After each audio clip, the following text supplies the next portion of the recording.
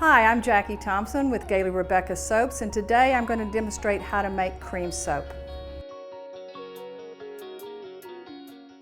While this is an advanced technique, it's important to understand that any soap maker with beginner or intermediate skills with the ability to follow directions can make a good cream soap with a good recipe. Historically, cream soap was produced and purchased specifically for shaving, until the handcrafted soap maker came along and repurposed it for other personal care hygiene. We're going to go through some of the requirements that makes this soap rather difficult to achieve. The attributes of a cream soap are very specific, and I'm going to go through them right now. Cream soap should have the consistency of butter on a warm day. It shouldn't be doughy or pasty. It should have a quick, close, abundant, and creamy lather. It should be mild to the skin, and it should rinse easily.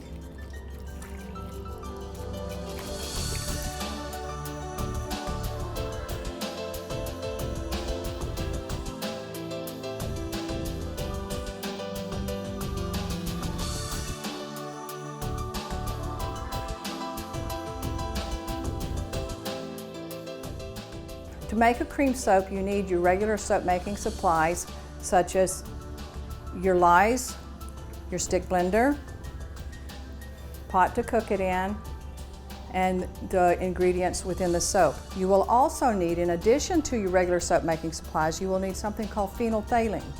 Phenolphthalein is a pH indicator, and it tests whether your soap is neutral or not.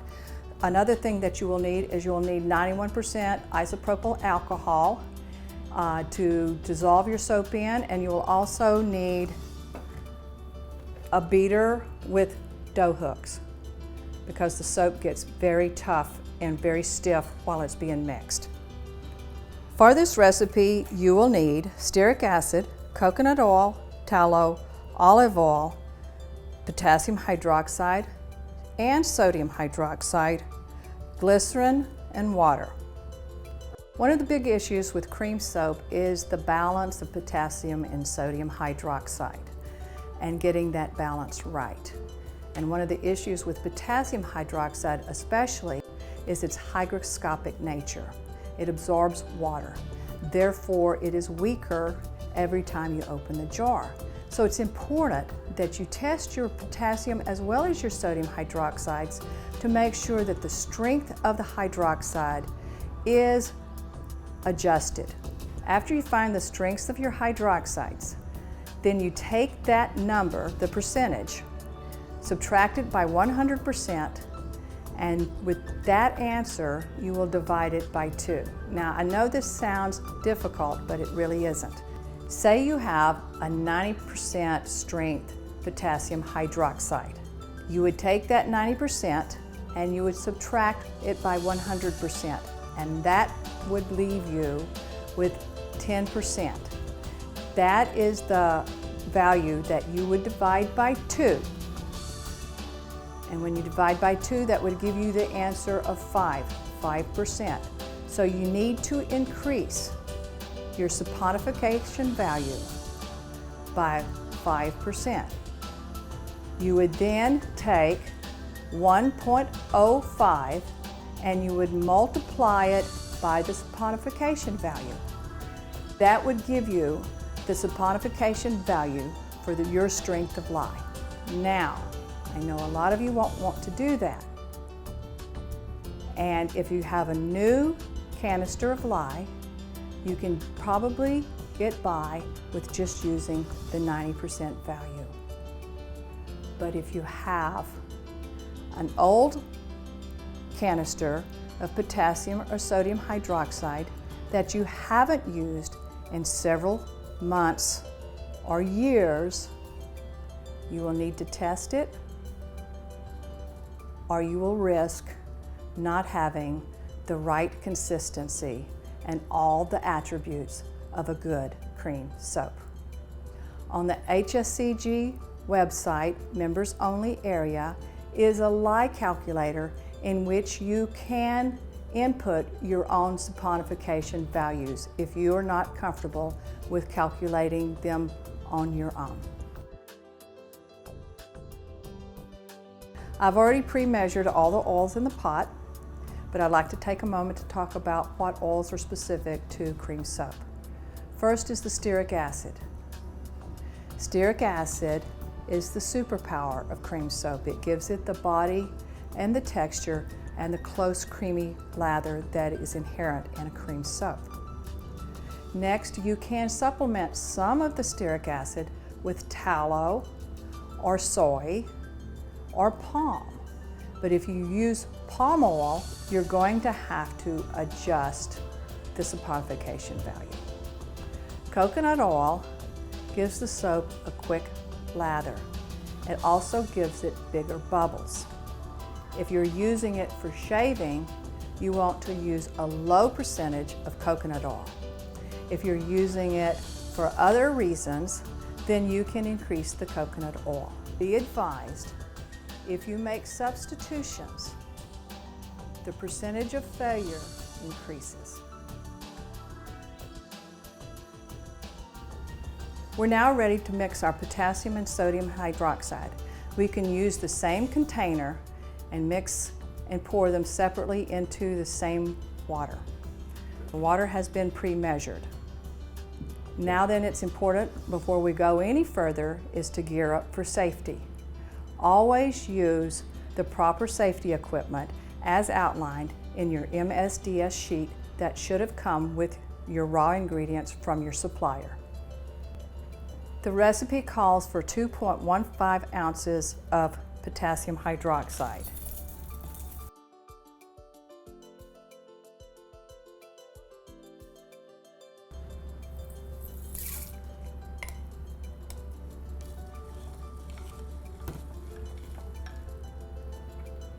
And 0.4 ounces of sodium hydroxide.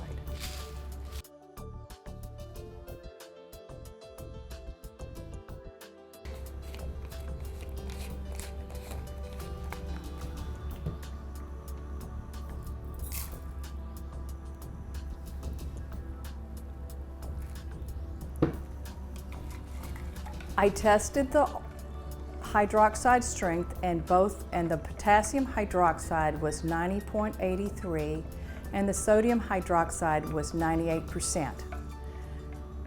If the sodium hydroxide is 98% or higher, there is no need to adjust for the sodium hydroxide in the recipe. Now I think we're ready to start mixing the soap.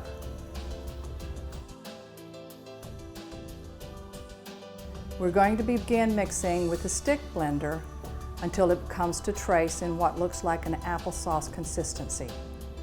We're only going to pour approximately 1/4 of the hydroxide solution into the mix at one time. Stearic acid reacts almost instantaneously to the hydroxides, so you want to go slowly before it all clumps up on your stick blender.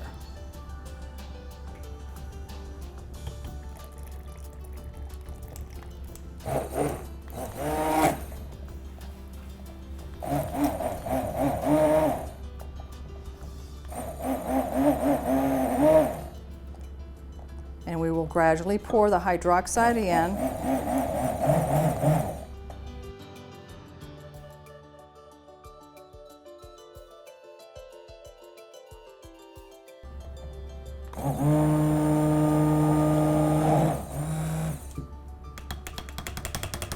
And we are now at trace. Once we get it traced, we're going to switch to the mixer with the dough hooks.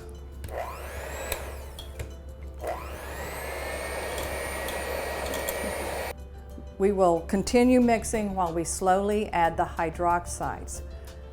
Dough hooks in mixer replicate commercial cream soap making equipment.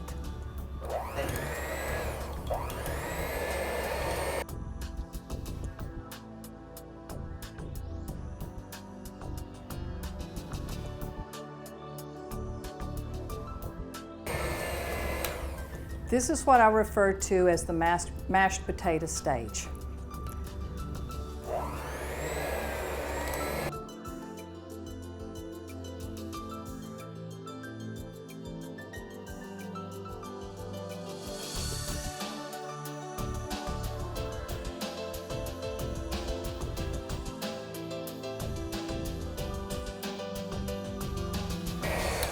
This stage is what I call the tapioca stage. It's not quite all together, but it's all starting to saponify.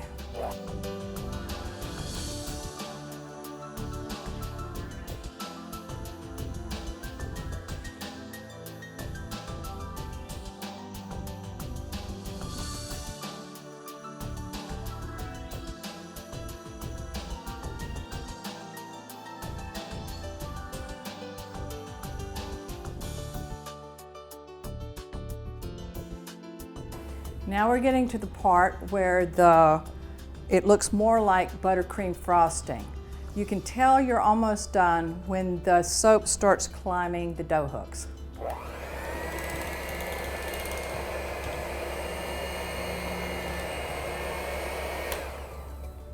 We're now ready for the cook. Cooking time is dependent upon your temperature. Your temperature should be anywhere between 175 degrees and 195 degrees.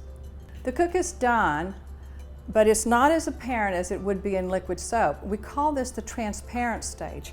And basically what you're going to be looking for is you're going to be looking for a sheen or a slight translucency, not a complete translucency in cream soap. But just to make sure, we're going to test the cream soap with phenolphthalein.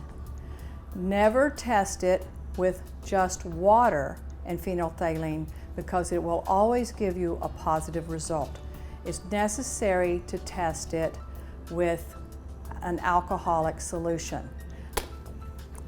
I use 91% isopropyl alcohol. Because it is acidic, we need to bring the pH up to that of soap. So therefore, I'm going to pour a little in this glass, and I have pre-measured just a little bit of potassium hydroxide in a small cup with some phenolphthalein drops. I'm going to pour a little at a time until it turns slightly pink.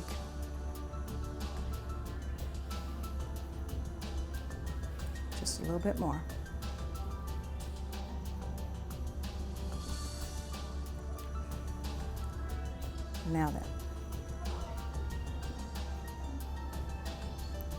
Now then I'm going to place a small sample.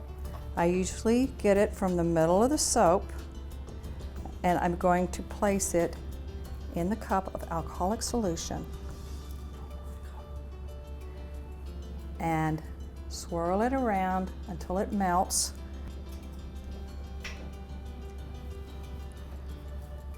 Now that it has not completely melted, but as you can see, the color change indicates the soap is neutral.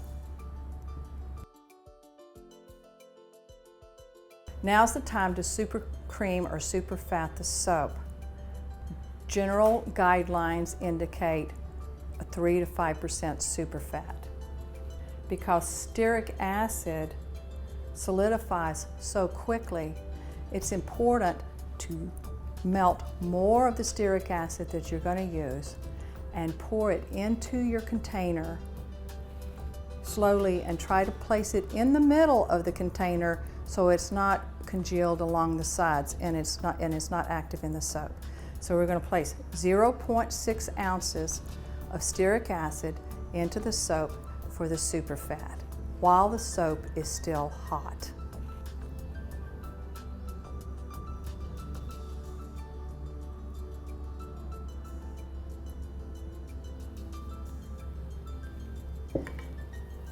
Once the stearic acid is into the soap, we're going to take the beater, the mixer with the dough hooks and mix it up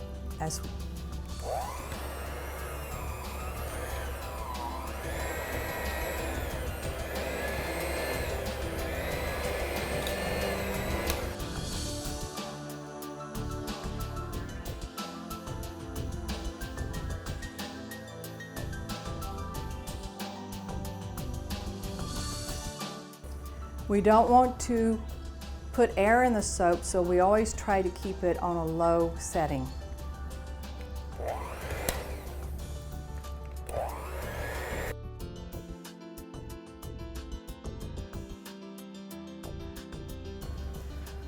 Once the stearic acid is well incorporated into the hot soap, we're going to put a cover on it and let it sit for 2 to 3 weeks. This is called the rotting stage, which means that it's basically emulsifying into itself and finding its own equilibrium.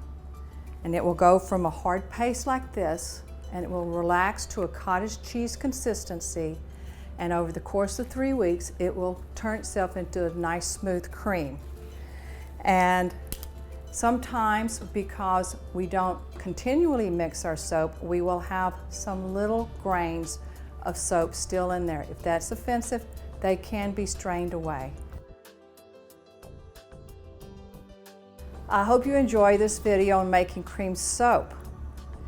Please remember that it is a difficult soap to formulate, but if you follow the directions and go step by step, success can be yours.